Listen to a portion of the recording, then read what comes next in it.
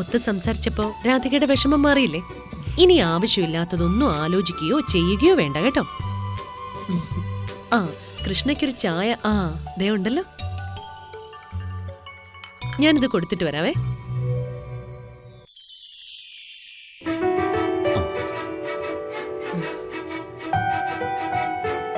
അതെ, ഒരു good news ഉണ്ട്.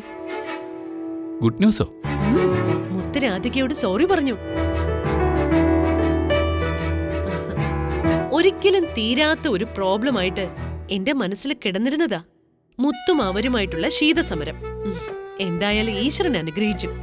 ആ, ഇനി രാധികയുടെ ഭർത്താവിനെ എത്രയും പെട്ടെന്ന് കണ്ടുപിടിച്ചു കൊടുത്താ മതി, എല്ലാം ശരിയാവും. ഒരു കാര്യം ചോദിക്കട്ടെ കൃഷ്ണ, രാധികയുടെ ഭർത്താവിനെ കുറിച്ചാ. അയാളൊരു ഫ്രോഡാണോന്നാ എന്റെ സംശയം. രാധികയുടെ വിവാഹം കഴിഞ്ഞിട്ടില്ല കൃഷ്ണ.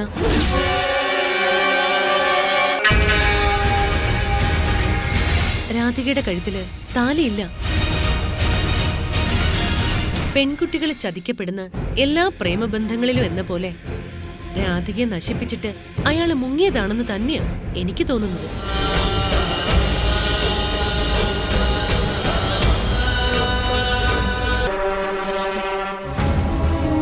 അകത്തോട്ട് വന്നോട്ടെ. ആ, ചായയുടെ കൂടെ സ്നാക്സ് എടുത്ത് വെച്ചിരുന്നു, തരാൻ മറന്നു. രാധികെ,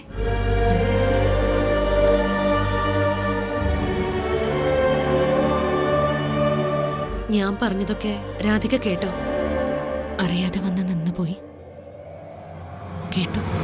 മനഃപൂർവ്വം കുറ്റം പറഞ്ഞതൊന്നും അല്ല മണിക്കുട്ടിയുടെ അച്ഛനെ. അതിൽ തെറ്റൊന്നുമില്ല, ആരായാലും അങ്ങനെ ചിന്തിക്കും. പക്ഷെ സത്യം എന്താന്ന് എനിക്കറിയാം. കളങ്കമില്ലാതെയാ കണ്ണേട്ടൻ എന്നെ സ്നേഹിച്ചത്. ഞാൻ പറഞ്ഞത് വിഷമമായെങ്കിൽ സോറി. സാരമില്ല.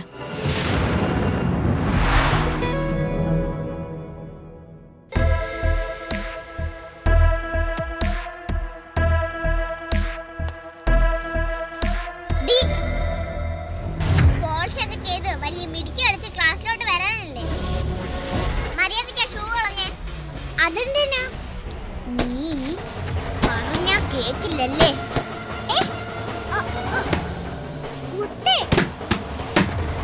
മര്യാദയ്ക്ക് എന്റെ ഷൂ എടുത്ത് പോളിഷ് ചെയ്യും. എന്റെ പൊന്നു മുത്തേ, ഞാൻ നിന്റെ ഷൂവാ പോളിഷ് ചെയ്തോണ്ടിരുന്നത്. എന്താണ് നിനക്ക് ചെവി കേക്കില്ലേ?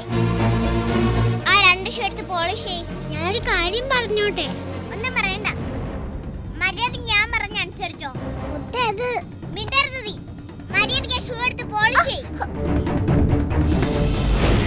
ഇന്നടി വേഗം പോളിഷ് ചെയ്യും.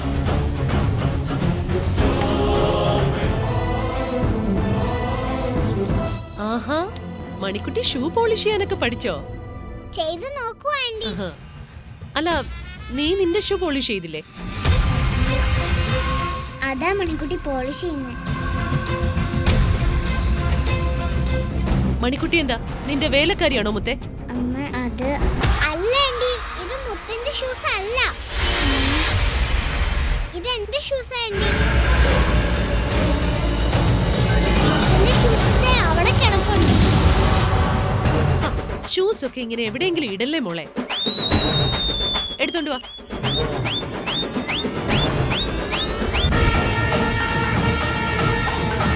മോളും ഷൂ പോളിഷ് ചെയ്ത് വൃത്തിയായിട്ട് പോകും. ചെല്ലുമോളെ. അതെന്തിന്? അവള് ഷൂ പോളിഷ് ചെയ്യല്ലേ? എടി പെണ്ണെ, നീ മുത്തിന്റെ കൂടെ ഷൂ പോളിഷ് ചെയ്ത് കൊടുത്തേ.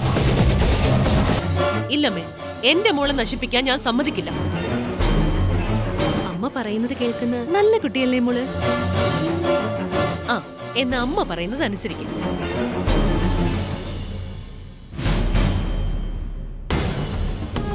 രണ്ടുപേരും സന്തോഷമായിട്ട് സ്കൂളിൽ പോവുകയും വരികയും ചെയ്യണം. ഞങ്ങൾ എപ്പോഴും നല്ല കൂട്ടുകാരായിരിക്കും.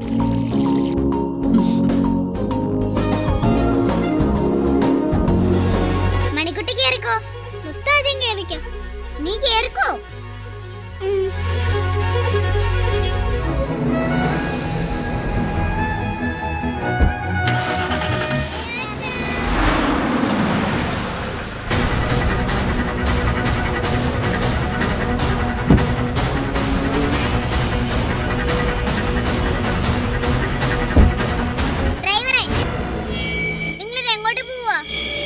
അല്ല ആ കുഞ്ഞിന് ഡോറ് തുറന്നു കൊടുക്കാൻ